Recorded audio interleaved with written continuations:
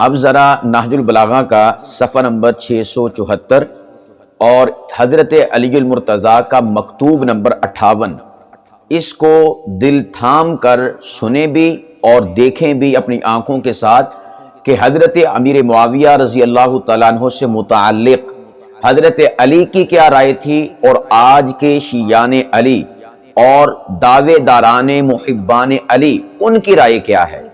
آیا وہ اپنے ذاکروں، عالموں، اپنے واعظوں اور اپنے مجتہدین کے طریق پر چل رہے ہیں یا پھر وہ مولا علی کے راستے پر گامزن ہیں؟ اب اس حوالے کو آپ نے اپنی آنکھوں سے دیکھنا بھی ہے، پڑھنا بھی ہے، اور ذرا سا اس کے اوپر جو ہے دل دماغ کو جگا کر غور و فکر بھی کرنا ہے کہ ہمارے ذاکر ہمیں کس طرف لے جا رہے ہیں اور مولا علی المرتضیٰ کا راستہ کون سا ہے۔ نہج البلاغہ، اس سے بھلا کس شیعہ کو انکار ہو سکتا ہے، اور کون شیعہ ہے کہ جس کے گھر میں جو ہے نہج البلاغہ موجود نہ ہو؟ اٹھائیے نہج البلاغہ، کھولیے اس کا صفحہ نمبر 674، مکتوب نمبر 58۔ نہج البلاغہ کے 3 حصے ہیں۔ پہلے حصے میں حضرت مولا علی کے خطبات ہیں، دوسرے میں مکتوبات یعنی خطوط ہیں، اور تیسرے میں حکم و نصائح موجود ہیں مولا علی کے۔ میں دوسرے حصے سے یہ حوالہ کوٹ کر رہا ہوں، مکتوبات کے حصے سے۔ مکتوب نمبر ہے 58۔ اس میں حضرت مولا علی المرتضیٰ شیر خدا رضی اللہ تعالیٰ عنہ جنگ صفین کا حال اور روئے داد مختلف لوگوں کو بتلا رہے ہیں اپنے خط کے ذریعے سے۔ اس میں مولا علی ارشاد فرماتے ہیں رضی اللہ تعالی عنہ کہ وَكَانَ بَدْءُ أَمْرِنَا أَنَ الْتَقَيْنَا وَالْقَوْمُ مِنْ أَهْلِ الشام۔ فرمایا کہ ابتدائی صورتحال یہ تھی کہ جب ہماری اور لشکر شام، لشکر معاویہ کی جنگ ہوئی اور ہمارا ٹاکرا ہوا اور ہم آمنے سامنے ہوئے، اس موقع پر فرمایا کہ وَالظَّاهِرُ، صورتحال یہ تھی کہ أَنَّ رَبَّنَا وَاحِدٌ، کہ ہمارا سب کا پروردگار ایک تھا، یعنی ہم اللہ سبحانہ و تعالیٰ پر لشکر معاویہ بھی اور لشکر علی بھی، میں بھی اور معاویہ بھی اللہ سبحانہ و تعالیٰ پر ایک ہونے کے اعتبار سے ایمان رکھتے تھے۔ وَنَبِيَّنَا وَاحِدٌ، ہمارا نبی بھی ایک تھا۔ وَدَعْوَتَنَا فِي الْإِسْلَامِ وَاحِدَةٌ، اور دعوت اسلام بھی ہماری ایک تھی، یعنی یہ نہیں کہ العیاذ باللہ وہ کوئی کافر ہو چکے تھے اس بنا پر ہم آمنے سامنے ہوئے تھے اور میں ان کے خلاف جہاد کر رہا تھا، یا وہ میرے خلاف اسی بات پر یعنی مجھے کافر سمجھ کر العیاذ باللہ میرے خلاف نکل آئے تھے۔ فرمایا کہ یہ بات نہیں تھی۔ اور یہاں پر میں ایک اور حوالہ ذکر کرنا چاہوں گا، قرب الاسناد، امام عبداللہ بن جعفر الحمیری، ان کی کتاب ہے، اس میں انہوں نے جو ائمہ کے قریب ترین کم فاصلے والی اسناد ہیں احادیث کی، ان کو جمع کیا ہے، اور اس میں کل 1387 احادیث مبارکہ انہوں نے جمع کی ہیں۔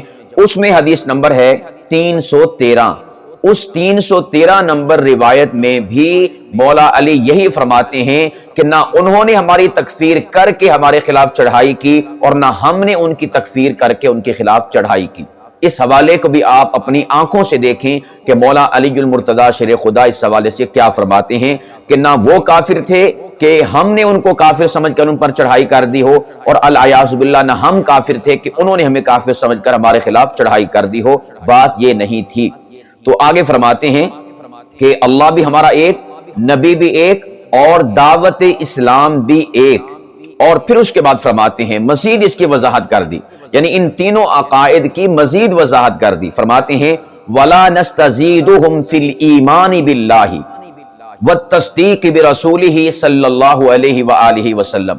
فرماتے ہیں کہ نہ تو ہم یعنی میں اور لشکر علی یہ ایمان باللہ اور تصدیق رسالت یعنی اللہ سبحانہ و تعالیٰ پر ایمان اور رسول اللہ صلی اللہ علیہ وسلم کی رسالت کی جو تصدیق ہے، اس حوالے سے نہ تو ہم ان سے بڑے ہوئے تھے، اور فرمایا کہ وَلَا يَسْتَزِيدُونَنَا، اور نہ ہی وہ ہم سے اس معاملے میں آگے تھے، یعنی ایمان کے اندر ہم سب برابر تھے۔ اللہ پر ایمان کے حوالے سے، نبی پر ایمان کے حوالے سے، دعوت اسلام جو اسلام کی حقانیت ہے اس پر ایمان کے حوالے سے ہم میں سے کوئی بھی جو ہے کوئی کمتر نہیں تھا، ہم سب کے سب اس معاملے میں بالکل برابر سرابر تھے. یعنی کفر اسلام کا معرکہ نہیں تھا، کفر اسلام کی جنگ نہیں تھی، کوئی کافر اور مومن جو ہے مد مقابل نہیں تھے، بلکہ دو مسلمان بھائی، دو مومن بھائی، وہ آپس میں مد مقابل تھے اس موقع پر. فرماتے ہیں الامر واحد، ہر ایک معاملے میں اتفاق تھا. اب یہاں پر آپ غور و فکر کریں کہ اتنی سی عبارت ہے اور اس عبارت میں 3 جگہ پر مکمل طور پر مولا علی وضاحت فرما رہے ہیں کفر اور اسلام سے متعلقہ. پہلے جملے کیا ہیں کہ ربنا واحد، رب ایک، ونبینا واحد، نبی ایک، ودعوتنا فی الاسلام واحدۃ، اسلام کی جو دعوت ہے وہ بھی ایک. بات یہاں پر کافی تھی، لیکن اس پر مزید فرما دیا کہ نہ وہ ایمان باللہ اور تصدیق رسالت میں ہم سے زیادہ تھے اور نہ ہم ان سے زیادہ تھے. دوسرا اور تیسرا پھر کہا کہ الامر واحد، کہ ان تمام طور معاملات کے اندر ہم سب کے سب ایک پلیٹ فارم پر تھے، ہم سب کے سب متحد تھے، متفق تھے، اس میں کسی قسم کی ویکنس اور کمزوری اور کسی قسم کی گراوٹ موجود نہ تھی. تو پھر اختلاف کس بات کا تھا؟ پھر اختلاف کس بات کا تھا؟ پھر لشکر آمنے سامنے کیوں ہوئے؟ پھر فوجیں آمنے سامنے کیوں ہوئیں؟ پھر میدان جو ہے جنگ کا کیوں سجا؟ اس موقع پر حضرت علی فرماتے ہیں اس حوالے سے اس جواب دیتے ہوئے الا مختلفنا فیہ من دم عثمان، کہ صرف اور صرف اختلاف تھا تو دم عثمان کا تھا، خون عثمان کا تھا، اس کے علاوہ کسی قسم کا کوئی اختلاف نہیں تھا. اب آپ فیصلہ کریں کہ آیا آپ کے ذاکر آپ کو یہی بات بتاتے ہیں، یہ اوپر والی باتوں کی نفی کرتے ہیں؟ یعنی وہ آپ کے سامنے یہ نہیں ذکر کرتے کہ حضرت امیر معاویہ کا اور مولا علی کا اختلاف وہ دم عثمان کا تھا، خون عثمان کا تھا، بلکہ وہ کہتے ہیں یہ کفر اسلام کی جنگ تھی. وہ کہتے ہیں کہ وہ اسلام کے مخالف چل پڑے تھے، وہ اسلام کے بالکل اپوزٹ چل رہے تھے. اس بنا پر مولا علی نے ان کے خلاف جہاد کیا اور ان کے خلاف جنگ کی. اب دیکھیں کہ آپ کے ذاکر آپ کو کیا بتاتے ہیں، آپ کے مجتہد آپ کو کیا بتاتے ہیں، آپ کے علماء اور واعظین آپ کو کیا بتاتے ہیں، اور مولا علی یہاں پر ہمیں کیا بتلا رہے ہیں. نہج البلاغہ مکتوب نمبر 58 فرمایا کہ الا مختلفنا من دم عثمان، صرف اور صرف ہمارا اختلاف تھا تو دم عثمان کا تھا، خون عثمان کا تھا، اس کے علاوہ ہمارا کوئی اختلاف نہیں تھا. اور پھر مولا علی فرماتے ہیں وَنَحْنُ مِنْهُ بَرَاءٌ، کہ ہم یعنی لشکر علی والے، میں علی اور لشکر علی، فرمایا کہ ہم لوگ اس جو ہمارا اختلاف تھا دم عثمان کا، کہ وہ کہتے تھے کہ تمہاری وجہ سے عثمان غنی رضی اللہ تعالیٰ عنہ شہید ہوئے ہیں، تو فرمایا کہ ہم لوگ اس سے بری ہیں، یعنی ہمارا کوئی اس میں ہاتھ نہیں ہے، نہ ہم بالواسطہ شریک ہوئے نہ بلا واسطہ ہم اس میں شریک ہوئے، ہمارا اس میں کسی قسم کا کوئی تعلق نہیں ہے، ہم اس سے بری ہیں.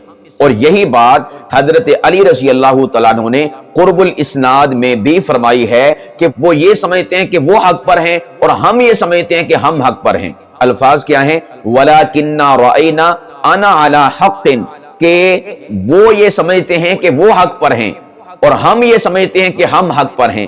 بس اس بنا پر دونوں لشکر آمنے سامنے ہو گئے، ورنہ اصل حقیقت کیا ہے؟ مغالطہ ہوا، ان کے اذہان میں یہ بات آ گئی، انہیں غلطی لگی، اور اصل بات یہ تھی کہ ہمارا کسی بھی طرح کا خون عثمان میں عمل دخل نہیں تھا. تو یہ ہے نہج البلاغہ کی عبارت. اس کو آپ بار بار پڑھیں، بار بار اس کو سنیں، اس پر غور و فکر کریں اور تدبر و تفکر کریں. اپنے دلوں میں مولا علی کا عشق اور محبت سجا کر اس کے بعد جو ہے آپ اس کو پڑھنے کی کوشش فرمائیں. اپنی آنکھوں میں حب علی کا سرما ڈال کر پھر آپ اس کے بعد اس عبارت کو پڑھیں. اپنے کانوں میں جو قطرے ڈالنے ہیں نا، وہ مجتہدین اور ذاکرین کی غلاظتوں کے نہیں، مولا علی المرتضیٰ شیر خدا رضی اللہ تعالیٰ عنہ کی محبت کے محبوبانہ قطرے اپنے کانوں میں ڈالیں، اور پھر آپ جو ہیں اس عبارت کو سنیں اور بار بار سنیں، تو یقیناً آپ کا دل کرے گا کہ ہم اپنے مجتہدین کو ریجیکٹ کرتے ہیں جنہوں نے ہمیں غلط بتایا، اپنے علماء کو ریجیکٹ کرتے ہیں جنہوں نے ہمیں غلط گائیڈ کیا، اپنے واعظین کو ریجیکٹ کرتے ہیں جنہوں نے ہمیں طریق جہنم پر ڈال دیا، اور ہم مولا علی اور نہج البلاغہ کو سلیکٹ کرتے ہیں اور اس کے مطابق اپنا عقیدہ بناتے ہیں جو کہ جنت کا راستہ ہے. فیصلہ آپ کے ہاتھ میں ہے، آیا ذاکروں کی بات کو ماننا ہے یا نہج البلاغہ میں موجود مولا علی کے مکتوب کو ماننا ہے؟ فیصلہ آپ کے ہاتھ میں ہے.